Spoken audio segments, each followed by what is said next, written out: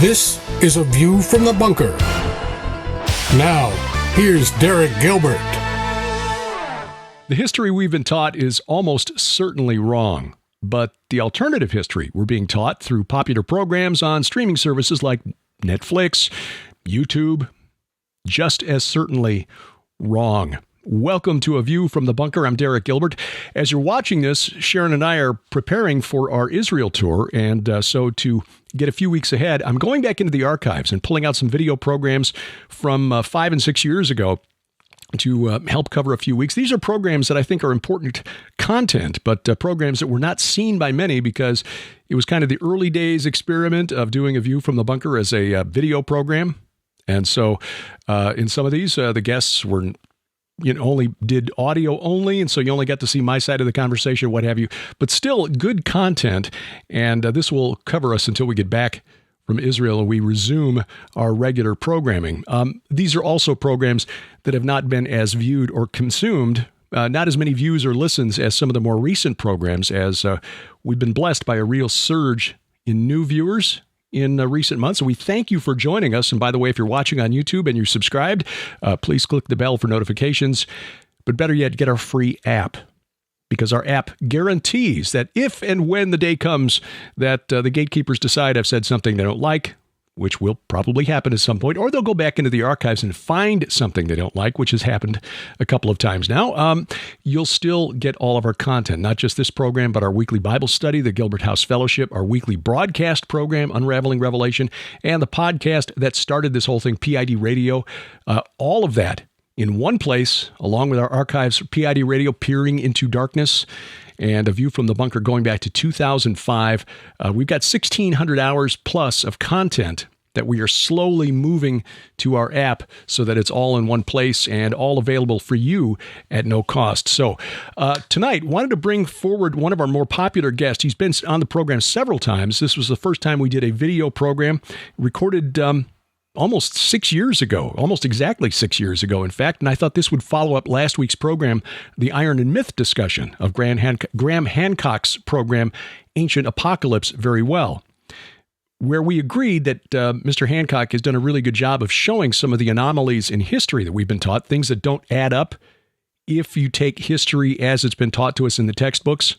You know, if this is true, then how do these megalithic structures that predate the technology that was supposed to exist get there, like Göbekli Tepe, Pumapunku, the place in Indonesia that I can't pronounce, those sites? How did they get there when we were supposed to be these primitive hunter-gatherers? Of course, Hancock and others, whom you'll find collected on places like Gaia TV, which we don't recommend, they will come to the conclusion that we don't know, so it must be aliens. Well, there's another possibility. What if it was, in fact, the work of the men of old, the men of renown? And that's where Gary Wayne comes in, the author of the Genesis 6 Conspiracy, our interview from March of 2017, here on A View from the Bunker. Welcome. Well, so happy to be here and to join you and to talk about some of our, I think the audience will probably already knows, might be some common research, and really looking forward to the discussion today. Well, me too. And again, it's overdue because people have been asking me for ever since your book came out now, why don't you have Gary Wayne on the program? And it's because I tend to get distracted by shiny objects, I think. So the book, The Genesis 6 Conspiracy, puts it right there in the title. Yeah. First of all, how long has the book been out? Has this been out even a year? Yeah, it's been out about a year and a half or so. Okay. And so I'm really slow on this. And pardon me? So I'm really slow in getting this getting on the program. I guess I'm a little bit unlike most other authors in this genre, or, I don't have a platform or a show or anything. And it's the first book that I've written. And I come at it from a little bit different perspective. So I've been building sort of my audience and trying to reach out to my potential customers and get the information out. And so it's been a process to keep going, and things keep getting better all of the time as I do more shows, and as more people buy my books, so it's starting to get some very good response. Well, it's to your credit that people have heard you on other programs and have said you really need to talk to him. I know Justin Fall of Fourth Watch, who was here visiting us in the Ozarks just 4 or 6 weeks ago, has you on as a regular guest, and I've been listening to his podcast lately and really enjoying the conversation. So credit to Justin there as well for being a little more on the ball when it comes to this sort of thing. And let me ask you about this. Christian contrarian. What do you mean by that? Yeah, let me explain that. And also let me throw a thank you out to Justin. He did my first interviews and my first podcast. So I'll do as many shows as Justin wants in honor and appreciation of what he does and the good work that he does. So as a contrarian, I come at things not from a status quo perspective, whether or not it's from secular history or from biblical theology. And I like to find out for myself what the Bible says or what research is out there and connect things from that perspective. And because I came back to Christianity, in my 20s, and actually it was Hal Lindsey who brought me back with his late Great Planet Earth book, and I had to figure out whether or not what he was saying was actually in the Bible or not. Right, and that sort of sent me on the quest back to God. And so I decided I would read the Bible for myself and log as much of it as I could into different narratives and make sense out of the Bible. And so in doing that, some of my conclusions are a little bit different or from a different perspective, but I always do things as what from a measurement against what the Bible says. So even if I'm doing research into secret societies and using their legends and their belief systems or other religions, which I do extensively in my book, I always measure things back to what it says in the Bible and try and make it clear to a reader, this is what they believe. It's not necessarily what I believe, but it's important to understand what they believe. So it comes at it from a contrarian perspective from that ideology as not being from the status quo. Well, let's dive right in. Again, the title of the book, The Genesis 6 Conspiracy, and of course, listeners to this program, viewers now on YouTube at youtube.com/Derek Gilbert will know Genesis 6 refers to Genesis 6 verses 1 through 4. There were giants in the earth in those days. These are the men of renown, etc. When the sons of God saw that the daughters of men were fair and took wives, women of all that they chose, and from them came the Nephilim. How do you view this situation? I mean, a lot of Christians will look at this and say that can't possibly be because angels don't marry in heaven. Right. And I think that's a very, very good position to start from. But I would note that for the first point of what it says in Matthew, with whom you're referring to there, is talking about heaven, and it's not talking about earth. In heaven. And we understand angels as being immortal beings from, created from fire and are, were there since almost the beginning of creation. And they have no need to reproduce, right? They have no need to repopulate. And if we take it from Revelation, that there were 100 million angels created and a third of them fell away, then there was a lot of angels created. Depending on which orders, but still 100 million is what Revelation tells us. So, and then when we look at what Genesis says, and in connection with some of the other scripture in the Bible, let's say whether or not we're talking about 2 Peter or we're talking about 1 Jude, we're clearly getting an understanding that something happened in prehistory where angels sinned. And somehow these giants were created in Genesis 6, right? So there's this understanding then that somehow angels have this trans-dimension ability that seems to permit them to take a different form if they choose in this world. And so if you take the word habitation, that's in Jude 1:6, for example, that's the word oikaterion. And that means a dwelling place for the Spirit. And then if you go back to 2 Corinthians, it it talks about in verse 5, the only other place where the word oikaterion is used as for this dwelling place in heaven, and it's talking about taking on and putting on clothes. So it seems to indicate just from that perspective that there's a body in heaven and a body in the earth, and that somehow they can take a form of their choosing. Now, if we match that up with accounts of angels in the Bible, we see they take different shapes and forms. You have shining beings, giant beings. You have ones that look identical to men. You have Satan being called a serpent and a dragon, as well as being part of the seraphim out of Isaiah 6. And so just without citing every biblical application, you understand that they take different forms. And in some cases, they look like men, but somehow they're still identified as angels. So there seems to be this sort of shape-shifting sort of capability that they have when they come here. And then if you look at Genesis 6, somehow they're able to produce offspring with human females that produce a superhuman form, a hybrid being. And, giant is not something that would be produced from a human mating with a human. Unless there's some sort of DNA alteration that's going on, that's certainly not included.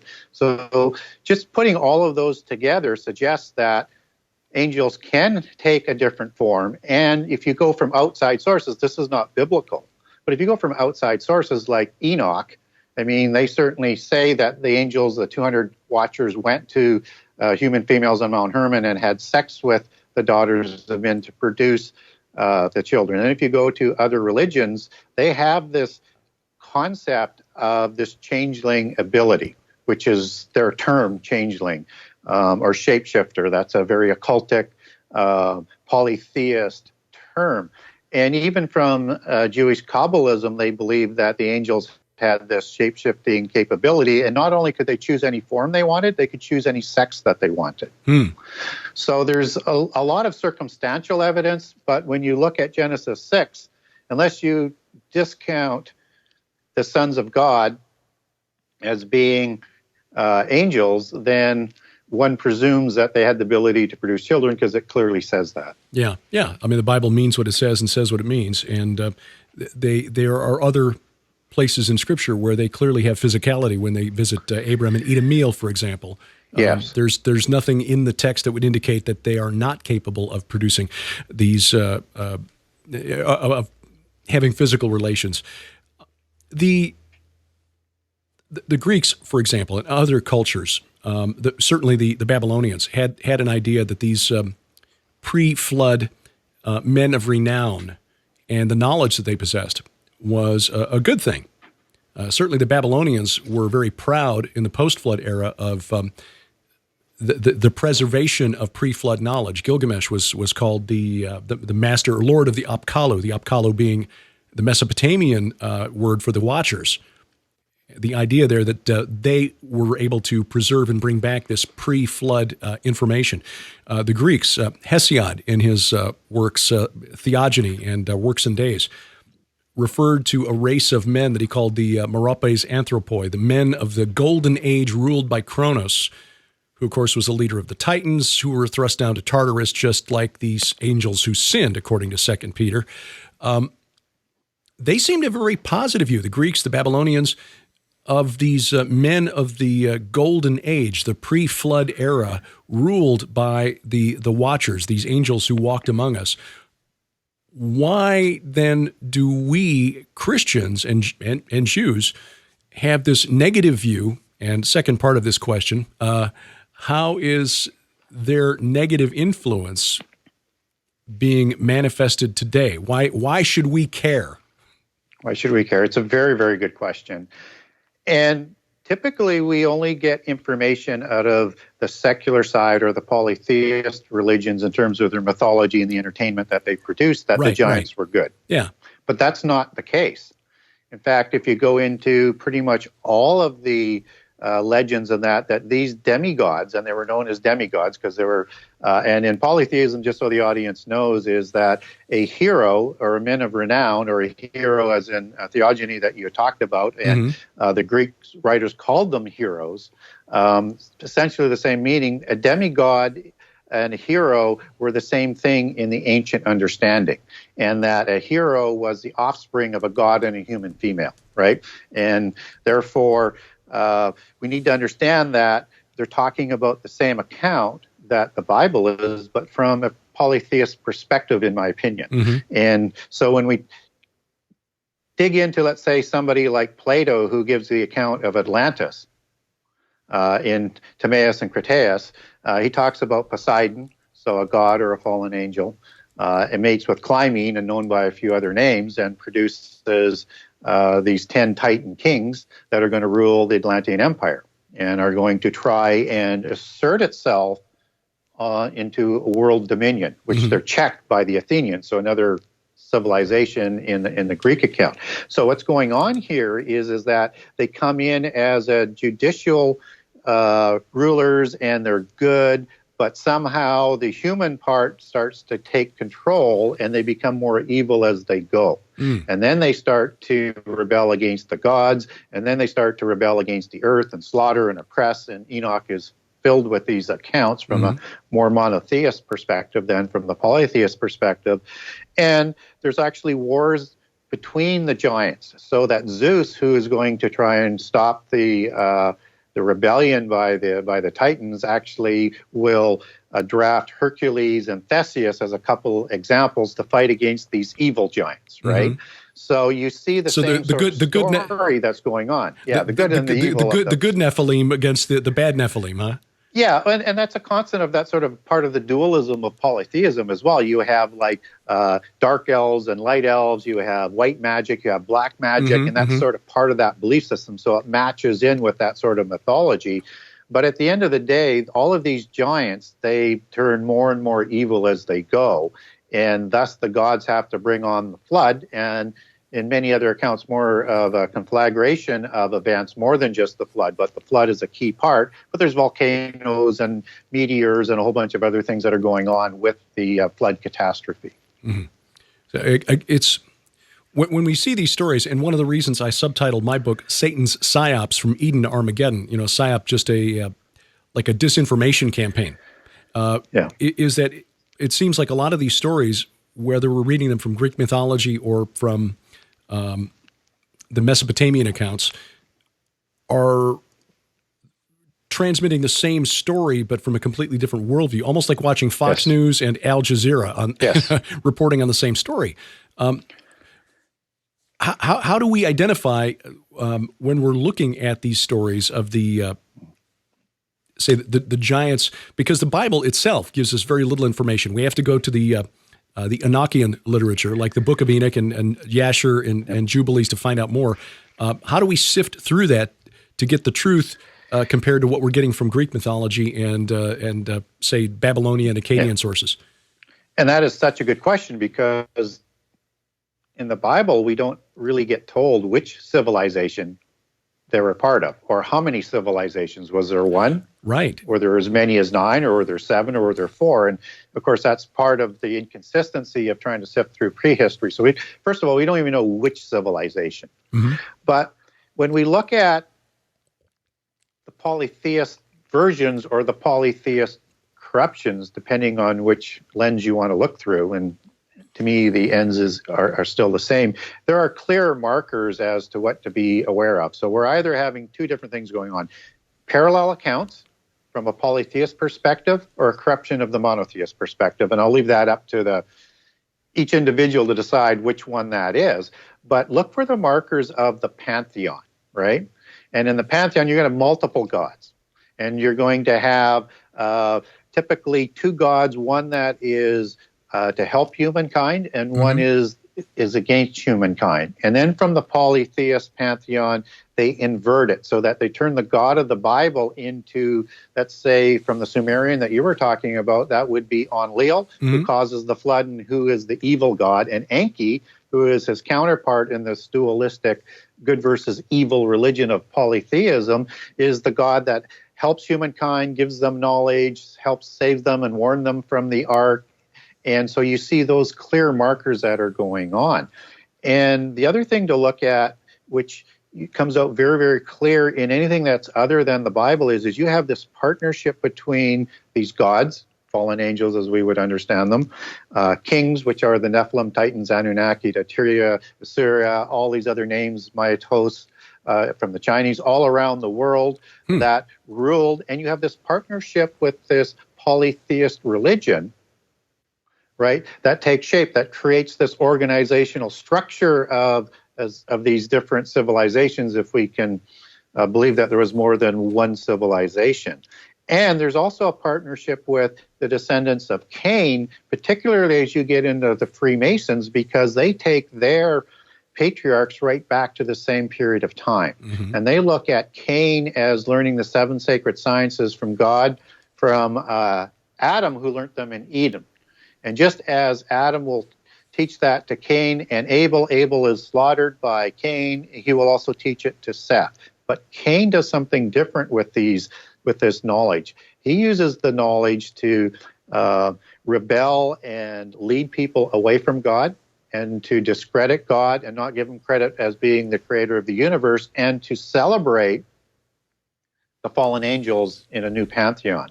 And then Enoch, son of Cain, and understand there's 2 Enochs, right? One son of Cain and one son of Jared, 2 different ones. Both are important. Both wrote scripture, and you have to be able to discern which is which.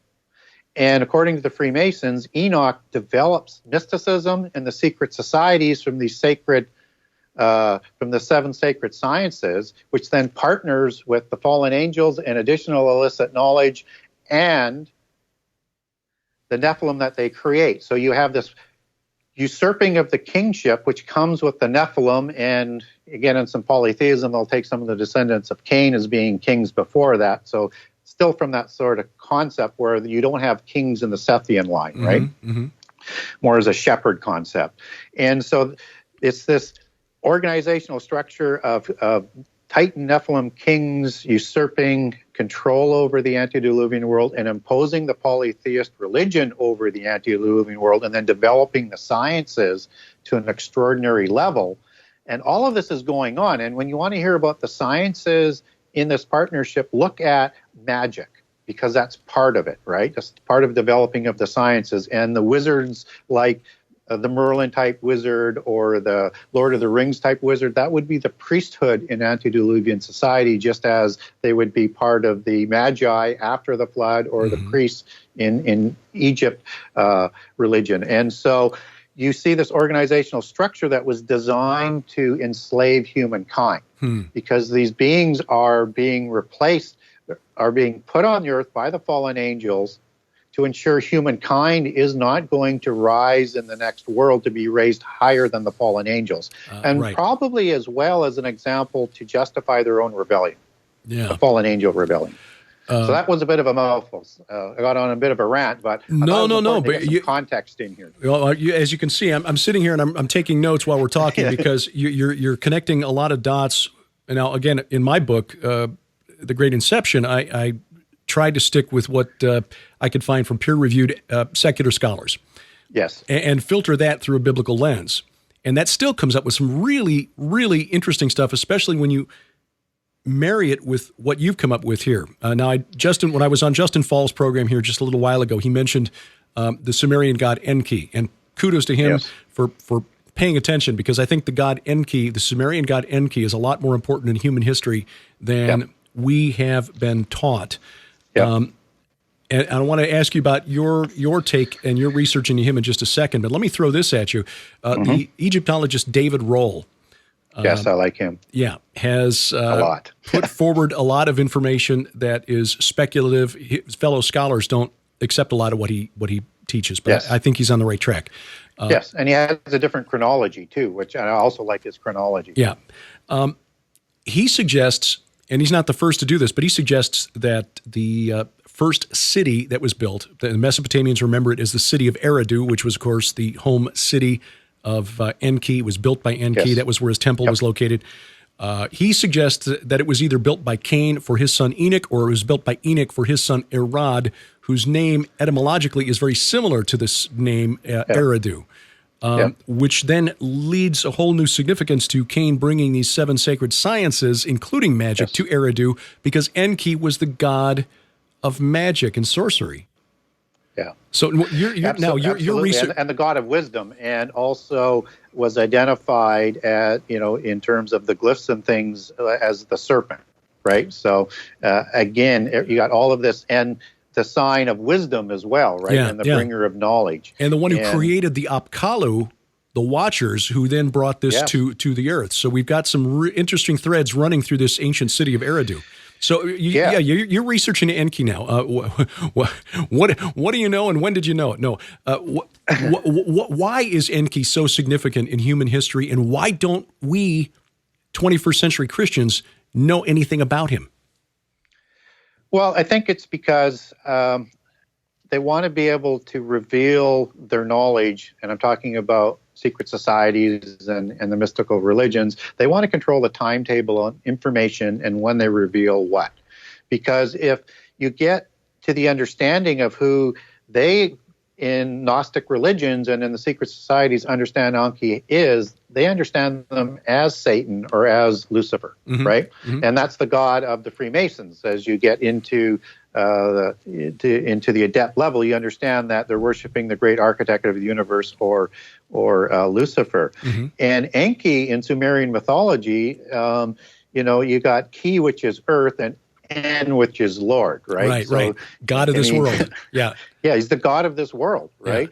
Yeah. And so when John speaks of that, I mean, that's exactly what it's being talked about. So they don't want to put too much of a light on who Satan is, who is also the great serpent, right? Right. And so I think it's a designed ideology that they want to keep as much of that controlled. And so if you understand that Satan in a seraphic form or the seraphim form would be a serpent type being, right? Very glowing, very radiant. Very in radiant as well. Seraph essentially means, or seraphim essentially means burning ones. Yes. And it's used actually fiery serpent as well, as you connect both of those definitions for it. Right. Just as you get into Numbers 21 with Moses in the desert, where you have these snakes that are attacking the Israelites. Right. In all of the words utilizing the snakes, they use the word nakash. But for the spear that Moses is going to use and the serpent that he's going to put on top that's going to help heal the Israelites, that is referred to as a seraphim. Mm-hmm. Right. Yeah. So you get a clear understanding that these seraphim angels had the face of a viper. And what's also interesting, as I'll connect in the book, is I believe that, and as descriptions that you get in other cultures of what the Nephilim looked like, they also had the face of the viper in early generations. They looked like their parents.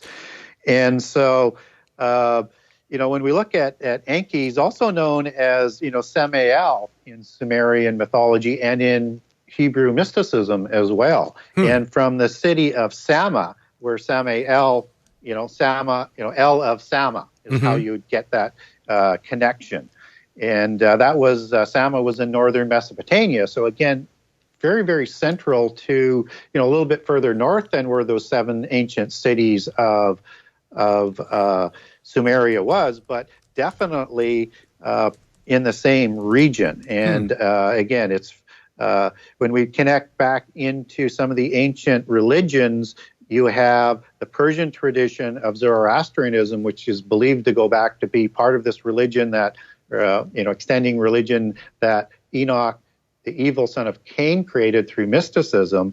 They looked at Samael as called Ormazd, meaning serpent of the night. And so you have this consistency of this serpentry imagery through the high god Zarathustra, as they called him at that time, if I pronounced that right. Sometimes I murder some of the words. And also the Persian god Ahura Mazda, right? And of course, the Mazda tradition is a sort of a serpent tradition of kings in Sumeria. And then if you look at around the world, you've got all of these serpent imageries and dragon imageries around the world of gods and kings. Yeah, right? I've got an old book that I need to read that I've downloaded. It's in the public domain. But you're right; it is a global phenomenon. Yeah, and if you put the seraphim wings on a serpent-looking angel, you have a dragon. Yeah. right? Yeah. Just as if you put wings on the serpent in Eden before it loses its limbs and things, you have, an animal type of dragon. Yeah. And so, and that's all part of the kingship imagery and iconology of polytheism. And that's not a coincidence. No. Of course, the Mesopotamians remembered that when kingship was first lowered from heaven, it was lowered at Eridu. That was the very first kings were located. And I noticed on your website, Genesis6conspiracy.com, and there'll be a link in the show notes, you've got a couple of these Ophidian figurines, these serpentine little terracotta figurines, which look reptilian, but with mammalian characteristics, mothers sometimes suckling their young. There have been about 150 of these found, and almost all of them have been found within 20 miles of Eridu. Yeah. Yet not a coincidence, right? No. And there was some of those found in the Ugaritic discoveries as well. And just as you have, the elongated skulls and other looks around the world. And, this is, if you look at, bring it forward to, let's say, the time of the Amarna dynasty with Akhenaten, who is an important dragon king in the bloodlines of the Nephilim as these dynasties descend. Have a good look at King Akhenaten if you go to a Tutankhamun museum. The deformed skull. Yeah, so he's got the elongated skull, but he's also got those slanted eyes. Yep. He's got those very high cheekbones, that extended chin, and is very serpentine looking as a viper face. And this is, a couple thousand years after the birth of the original Nephilim, and some of these traits are still coming through. And the other thing that surprised me about this, and I didn't expect to find this when I was researching the what scholars call the Ubaid culture, which is pre-Nimrod. It's, say, about 4,000 BC and earlier to about 10,000 BC. And they found that all across the ancient Near East, what we today know as Iraq, Syria, the Levant, Lebanon, Israel, Jordan, almost everybody was doing something to form their children's heads into cones. They couldn't write. Yes. They hadn't invented writing yet, but they were all creating these cone heads. Why were they? I mean, I can only speculate that they're trying to emulate a look that they thought was the physical ideal. What has your research found? Oh, there's no doubt that the priests and the nobility would want to emulate their kings and their gods. The thing that they couldn't do with their binding of the skulls to create that elongated look, they could make them bigger. Right, true. Which the true ones with the true Nephilim or Titans and the gods would have produced and had. Right. The cranial mass was larger instead of just deformed. Yeah, exactly. And so when we bring that back to Eridu, I mean, this was where the temple of Eridu, as you mentioned, was, right? And I'm not sure whether that's the city of Enoch, son of Cain. It might be, and I know David Roll says that, but if you look phonetically, Erech and Uruk and Hanok are more phonetically closer. I'm not saying that that's the case, but I think there's a connection there. And all of those cities are tightly grouped, right? They're very close. So they would have been interchangeable. And so also Eridu is the place where a lot of researchers now think that the Tower of Babel was recreated. Right. That's my view. Yeah, and also there was a temple on the second restoration of Eridu after the flood of Enki, erected at the bottom of the ziggurat, according to Sumerian legends, for the meteors that hit the ocean to cause the flood. And so when I talked about those conflagration of events, understand the meteors and the Pleiades, star constellation allegories play heavily in all cultures around the world for the catalyst for the flood that hit the oceans, caused the boiling over of the water, then going up and then the rain coming down, and then there's volcanoes and earthquakes. And again, there's a very, very interesting character out of some Sumerian legends called King Emerakor out of I think it's the Lord of Arada and Inertus Pride, which talks about a similar building of the Babel ziggurat at Eridu, and complete with dispersion of the languages afterwards. It records all of the basic elements of the Tower of Babel story, yes. Yeah, and if you look at, Nimrod coming out of Hebrew, you've got NMR without the vowels, right? Right, and then right. if you look at ancient Sumerian and very close in Akkadian, I think is the other language where you have a car coming out of Enmu Kar as hunter, and Nimrod was the hunter. Mighty hunter before the Lord, right.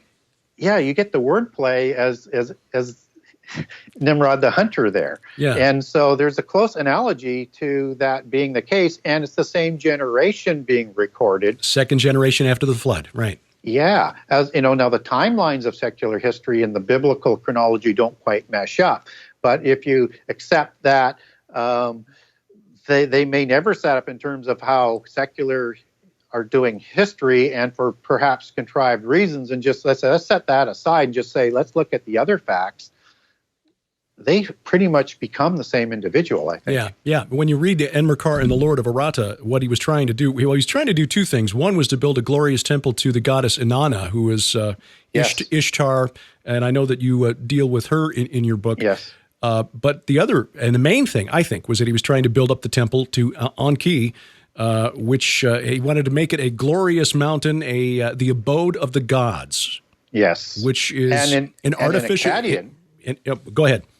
And in Akkadian, as the language comes down and all of the Mesopotamian language sort of mythologies and legends come out of the ancient Sumerian tradition, you have Babel, which is understood as confusion of languages in Hebrew, but in Akkadian, Bab is gate and El is God. Gate of the gods, is that right. a gateway to the gods? Were they trying to bring fallen angels back or somehow bring them out of the abyss? We're not real sure. But you start to wonder, right? Yeah. Or create an artificial holy mountain, which when you look at Ezekiel 28 as Eden being the original holy mountain from which humanity was barred because of the rebellion of Adam and Eve, they wanted to create, apparently, an artificial holy mountain where humankind once again had access to the throne of God, or at least access to the gods. But whatever it was serious enough that Yahweh himself had to come down and personally stop it.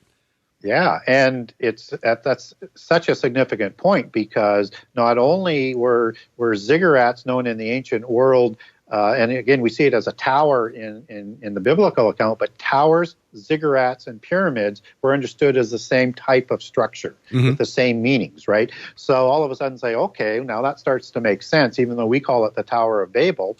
Was it a spiral tower, or that still came to a point, or was it more pyramid shaped? We don't know, but it is a representation of holy mountains in the Sumerian tradition. And what's important about that is you have Mount Hermon, where Enoch records the Nephilim being created. So one wonders whether or not they wanted to have a second incursion there or not. Right. And then when you understand that holy mountains are a prehistory constant in all cultures around the world, whether it's the Olympus in Greek mythology, or the seven sacred mountains as they're known in other mythologies. Again, it goes back to that seven sort of cult centers ruling from holy mountains.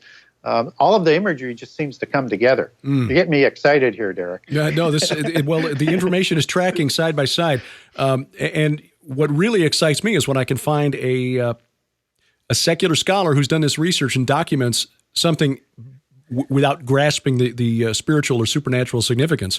A scholar named Edward Lipinski about 40 years ago put out a paper about the abode of El, and concluded that the mount of assembly for the chief Canaanite god El was in fact Mount Hermon.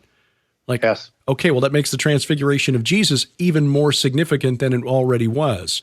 Yeah, and El was such a violent, brutal god of Canaan, right? It was just, and he consorted and produced so many Nephilim with so many different women in the different accounts. And for people who aren't familiar with El, this is not El of the Bible. This is not Elohim or El Shaddai. Right. El is a generic name for God, right? In the old language, whether it's El or Il or Ilu or Al, or there's a whole bunch of different from the different transliterations of the same word.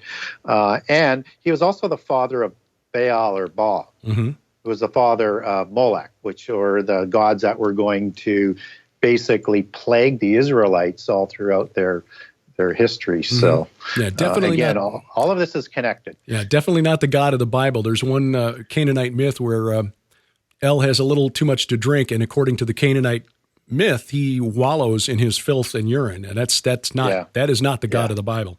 Well, let's try to bring this up because we could talk for hours here, but I like to keep these to a manageable length for listeners and viewers. Sure.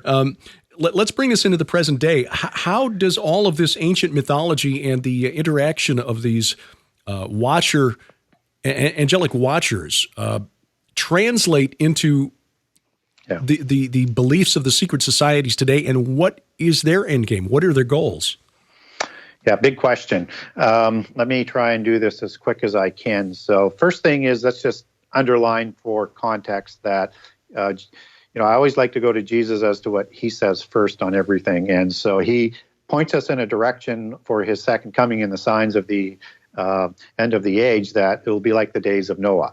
So, and we don't get a whole bunch of context in there, other than the typical, they were going on eating, drinking, marrying as they did. But if we understand the whole world of the time of Noah, both before and after the flood, because Noah lived for 350 years after the flood, we have to take in accounts, and that would suggest Nephilim are going to be part of. And if we look into Babel, which is part of the Babylon religion of the end time, and look at what happened at Babel and start layering in some other context that comes from outside sources, and particularly the secret societies, because that's the question that you're really asking here, is they believed that the seven sacred sciences, they protected those in 36,525 vaults that were hidden under the pyramids, the knowledge of Enoch. That's a lot of vaults. And the two pillars that they put it on had some of the basic information and knowledge of the seven sciences and where to find them. So they believe, and that was done by Lamech and their sons to protect that knowledge because they knew the flood was coming. And then Hermes, which is another significant patriarch, as is Tubal-Cain in Masonic society and hierarchy, finds these pillars, finds the knowledge, takes that back to Babel, or not yet Babel, but to Nimrod, to redevelop the seven sciences, with Babel being the first manifestation of the fifth science, which is geometry, or as they call inside the craft, masonry. So they build the city and they build the tower, right? And in Masonic belief system and Gnostic belief system, they believe Nimrod was the first grand master of Freemasonry after the flood. Right. Yeah. In fact, right? I wrote a paper, and I wouldn't call it academic. It's not peer reviewed or anything like that. But I wrote a pretty well footnoted paper, just drawing from the writings of Freemasons, so that it wasn't me speculating. And Albert Mackey on the history of Freemasonry lays out all of these legends in a written form. Right. Yeah, that's who they're venerating. It's not Solomon or Hiram Abiff. It's Nimrod. Yeah.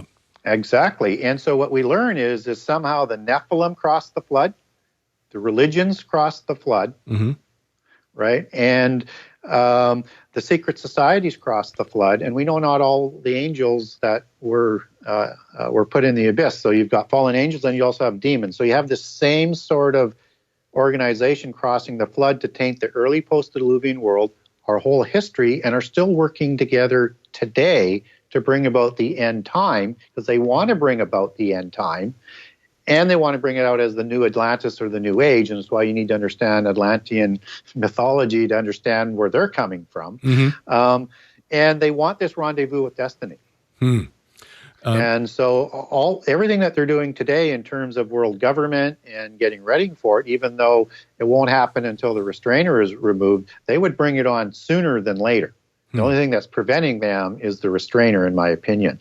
And so they also believe that the Antichrist will come from the bloodlines of these Nephilim, who again usurped the kingships after the flood.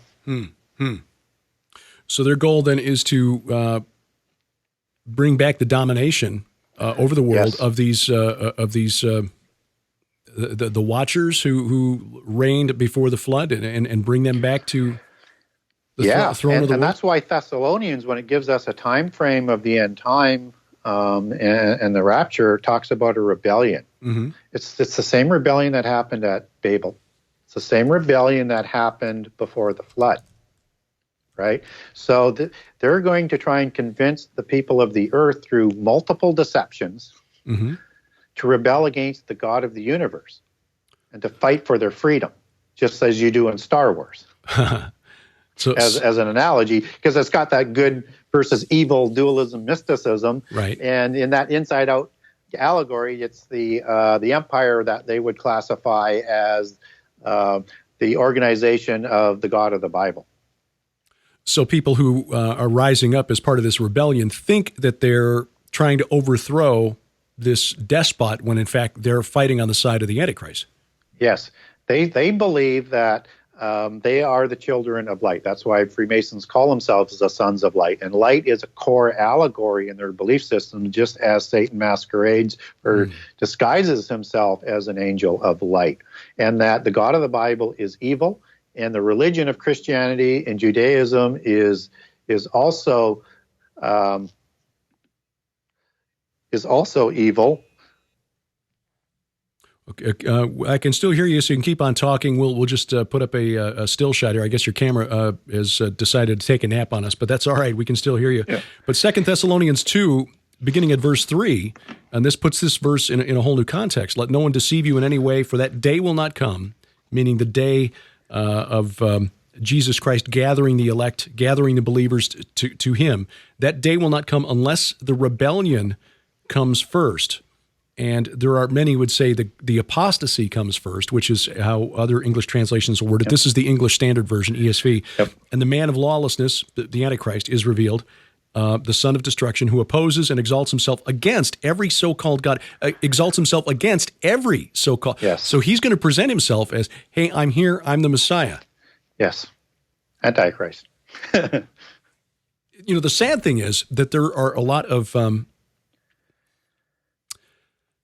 I'm trying to be diplomatic here, but I think our Jewish brothers and sisters who are looking for a geopolitical savior, I go into this in the book, The Great Inception, laying out what I think is a plausible end-time scenario where Israel is facing an existential crisis and somebody rises up and leads them to a victory and says, and they would see that figure as a messianic figure, whether they call him that or not. Those who are looking for the embodiment of a physical return of the Mashiach would likely see him as Mashiach ben Joseph and then Mashiach ben David. Sure. But there are a lot of Christians who would see him that way too. Yeah, and then if this person plays, let's say, a larger role in forming of the world government and also permits the Jewish people to begin their sacrifices on the wing of the temple again, as it says in Daniel, then they absolutely would recognize it, or at least hope that this is their Messiah, and they would say, well, who else could it be, right? Yeah. And that's part of the end-time deceptions, I believe. And what's really important about all of this, not just the deception of the Jews, is the deception of other people that around the earth, that they're going to actually be told that the God of the Bible is the evil God, but is no stronger than Satan is, right? That in their dualist belief system, that's that yin and the yang that's in perfect balance, good and evil, that's always at odds with each other. And so they have an ability to win their freedom because they believe from their side that it's the God of the Bible who enslaves humankind in the physical realm just to worship him, right? And wants to keep knowledge away from them. So it's like Star Wars. If you want your freedom, you have to rebel, because they're called the rebels, and fight for your freedom. And the irony, of course, is that the freedom that they're fighting for is actually the ultimate enslavement. This would be the greatest double cross in history. Yes, absolutely. And that's why people will be gnashing their teeth. Huh. Wow. Well, there's so much in here. You've got, my goodness, 97 chapters in the book. And there is so much in here to cover that we could talk for hours. And I think that we're going to have to do more programs on this, because if people are enjoying this as much as I am, they're going to want to do more. But like I said, just as a courtesy, I try to keep these from going so long that people have to sit down and make appointments in their schedule to listen or watch. But I'm very... Let me just throw out one last one, I guess, as a tease here. And I'm picking this because these are names that appear very prominently in the fictional series that Sharon is writing, and she's smart enough to have picked these deliberately. Okay, the names Sinclair and Stewart. Yes. What's the significance? Well, those are very, very important names as you go back into the bloodlines and into the secret societies. And so there's a scion that's taking place as part of their Zion allegory. And scion is like grafting in of a new shoot or a new bloodline. And in the other part of the meeting, it's noble bloodlines and the firstborn son. So Zion and scion is a connection. And the reason why that's important is because you have Sinclair, which actually is the Scottish version of St. Clair. St. Clair, right. Right. And Sinclairs are the ones who protected the Knights Templar after the fall in 1307 to restart them as Freemasons, right? Mm-hmm. And the St. Clairs were part of the original Knights Templar where they take their history back from, right? Mm-hmm. And so St. Clair, they've been part of the Templar and Freemasonic movement throughout history, and they're a part of the bloodlines that go back through de Bullion, because they're all intermarried in this group, back to Dagobert, who's the last survivor of the Merovingian dynasty, right. And then back into prehistory and all these Nephilim bloodlines and other ones that I talk about extensively in the book. And what was the other name? You said Stuart. Stuart. Well, the Stuart dynasty, it shoots up after the Bruce dynasty doesn't have a male heir, right? And so the daughter marries into the Stuart family, which is a very, very important bloodline family as well. But it becomes what they call the Unicorn dynasty. And they call it the Unicorn dynasty because not only is it an allegory of unicorn, which is in the King James Bible, which basically should just say a wild beast when I take that back to Hebrew, but it's a unification of all the royal bloodlines that couldn't be more ennobled at that time.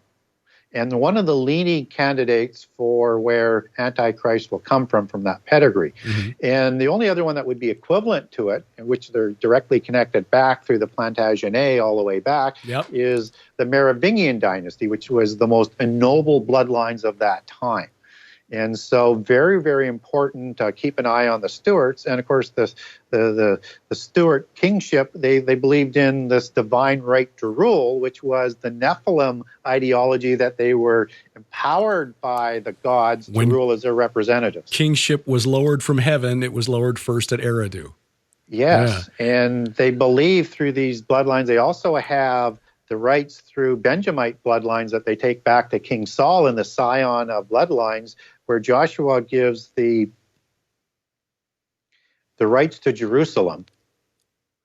And the King of Jerusalem title that you would have heard with the Habsburgs, which were part of these bloodlines, and now with the King of Spain, is that title that they connect back through their Benjamite heritage to what Joshua did and awarded Jerusalem to that bloodline. That Antichrist will announce himself at the abomination as King of Jerusalem. Right? So Jerusalem was part of the territory of Benjamin. Yeah. Well, Joshua awards that to Benjamin. Mm-hmm. Okay. As their inheritance. And so they connect that from the Bible as having King Saul bloodlines to being the rights to Jerusalem, which will be part of the pedigree of Antichrist. Okay. The Amorite, and I contend that the Amorites are a lot more important to human history than we've ever realized, too. They were divided into tribes just like the Israelites were.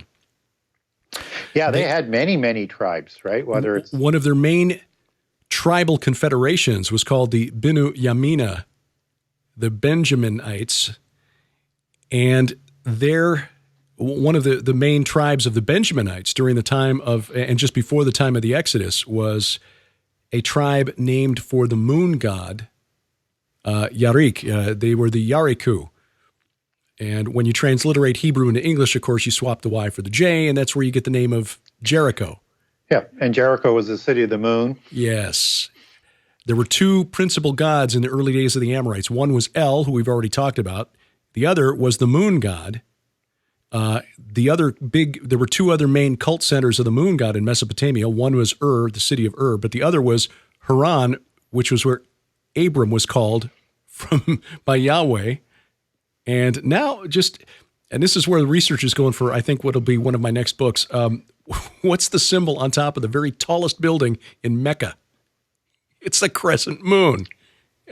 It is all connected. And because that's been adopted into Islam, even though they took that crescent moon after conquering Constantinople. Right. It was originally part of there, but they matched that up with another where they have their god that they call Allah, which was also in ancient times known as a moon god and or Sin, right? Mm-hmm. Right. Sin and Yarik, and what was the other one? Nana, back in ancient Sumer. Yes. Yeah. But again, I'm just thinking, okay, the Benjaminites, Jerusalem, Benjaminites, moon god worship today. It's okay. I'm going to have to go home and write some more notes here, Gary. This has been phenomenal stuff. I'm gonna get your book before I go home. It's available on Kindle, Barnes and Noble, and of course hard copy. Where do people? Do you have a preferred place where people would go to buy the Genesis 6 conspiracy? Yeah, obviously it's also available at Amazon.com and any other online bookstore. But you can get a signed copy if you like through my website. Okay. And there's also connections on the website to go to barnesandnoble.com and Amazon.com, and also the Kindle format as well. You have a connection there, or just go right on to Amazon. Yeah. And it's available through any bookstore. They may not have it on the shelf, but it is distributed to those stores. So it's readily available if they ask for it. Yeah, they can get it within a few days. People want to follow me, I'm on Facebook under Gary Wayne with 2 Genesis 6 conspiracy pages, and also on Twitter at Gary Wayne 63, at Gary Wayne 63. Okay, well, 97 chapters. I think we might have touched on maybe about 5 or 6 of them so far, so we're going to have to do this again. But the website is genesis6conspiracy.com. You'll find a link below this video if you're watching it, or at the website if you're listening to this, VFTB.net. This is fascinating stuff, Gary. And again, it's what I thought, and I think it's why people were telling me and been nudging me for months. You need to talk to him because we're looking at different things, but following parallel track. Yes. All right, Gary. Thank you very much for your time. We'll have to do this again. Terrific. In the show notes, you'll find a link to Gary Wayne's website. Highly recommend the book. It is very, very meaty and will take a while to sift through, but it is well worth doing. He focuses a lot on how the influence of the giants of old has led to the occult secret societies that exist in the world today. Whereas Sharon and I come at it from the standpoint of how did it affect the religions that we can document from the ancient world, the Canaanites, the Akkadians, the Sumerians, and so forth. And we're triangulating on the same truth. So a very valuable addition to your reference library, the Genesis 6 Conspiracy by Gary Wayne. Coming up, again, another installment on our new feature, Bless Their Pointy Little Heads, the tapes. The January 6 tapes are now out in the wild, and thanks to Tucker Carlson of Fox News, we're learning some very interesting things. Talk about that straight ahead on A View from the Bunker.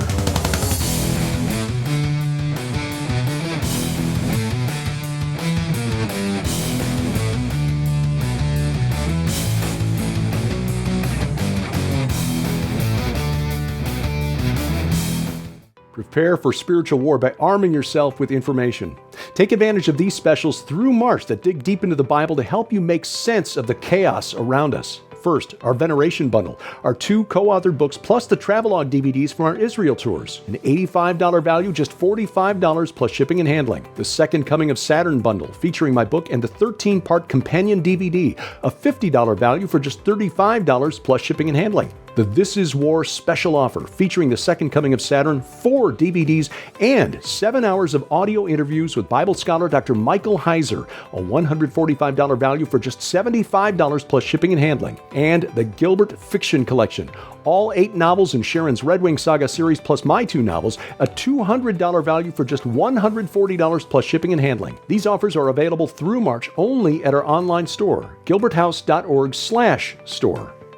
And again, we thank you for your prayers and support.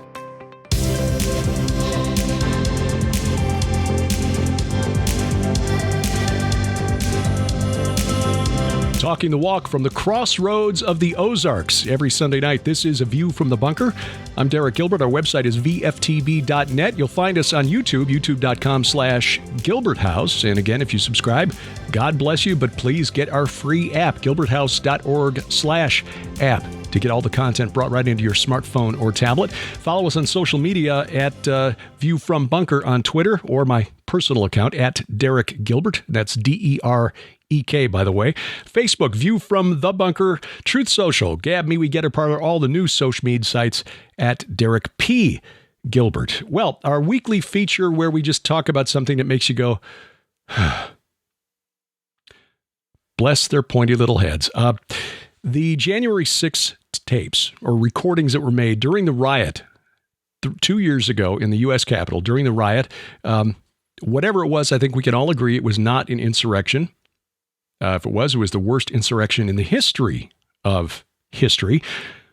But to date, at least until the last few weeks, The only video clips from the surveillance cameras in and around the U.S. Capitol were those that were released by the January 6th Commission, which, as you know, was stacked with Democrats and anti-Trump Republicans. Liz Cheney, Adam Kinzinger.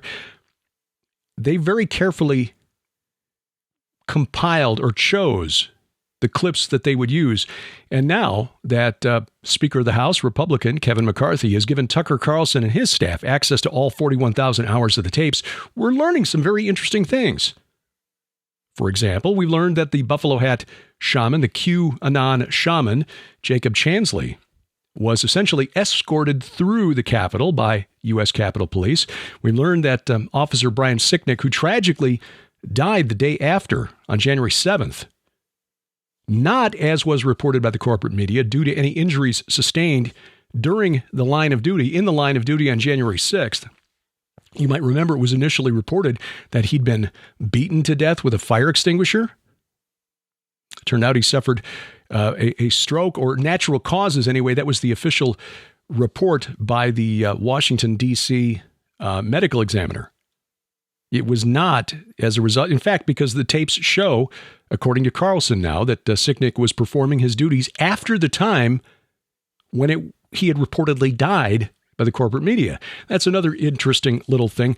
But the New York Post reported just a couple of weeks ago that, and I quote, the January 6th committee added audio to silent CCTV footage. In other words, there were no microphones on these closed circuit television cameras. And yet, when the January 6th committee released the video that they chose, they added audio, inserting screams, quoting again, inserting screams and other crowd mayhem sounds to make it seem more ominous, end quote. They added sound effects to sell the idea that what happened on January 6th of 2021 was, in fact, an insurrection. And as I'm saying this now, I'm hoping that this isn't the conversation that gets us yanked off YouTube, because, yeah, YouTube is a kind of a Mars Hill opportunity, but you can't make this up. And this needs to be known. This needs to be known.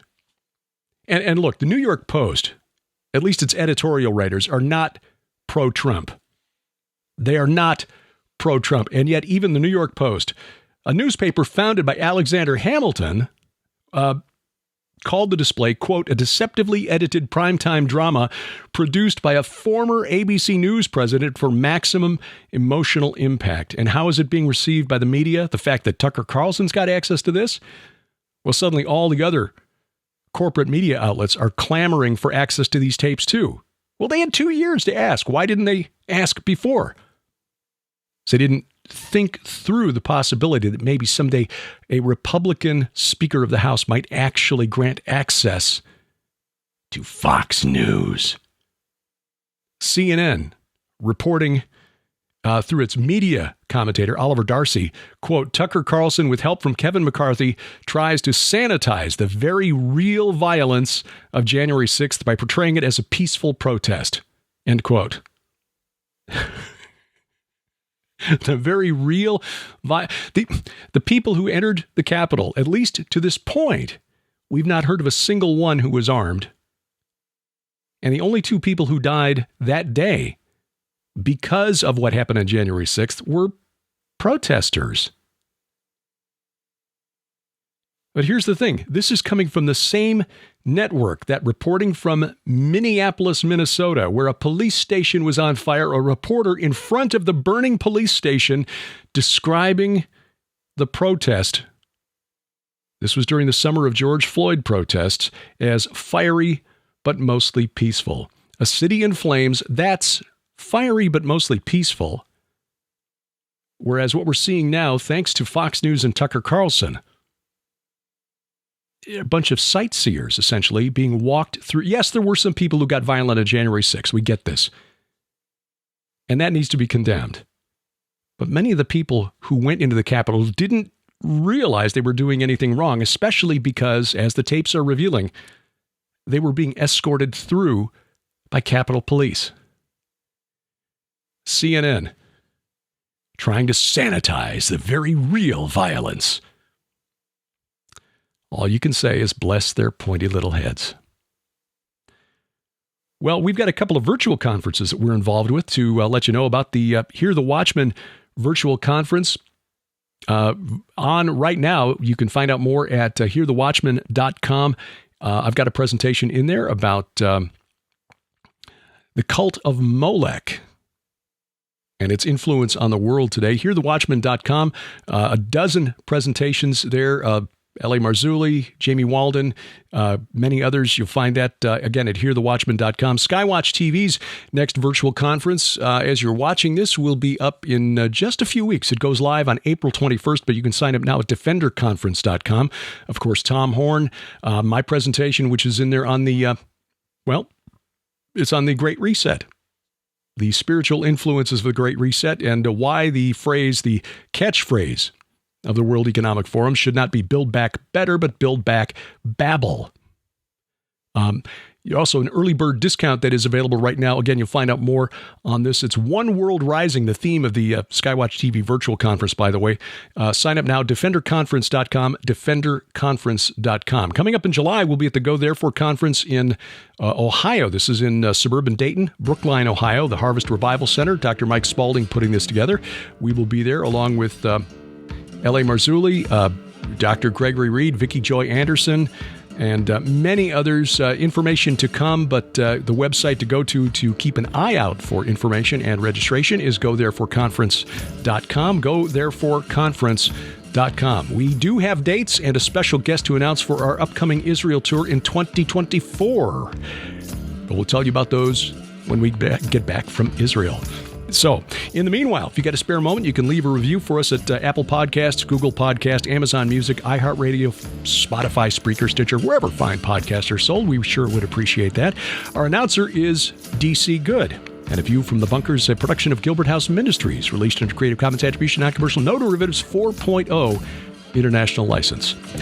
We wrestle not against flesh and blood. I'm Derek Gilbert, and this is A View from the Bunker.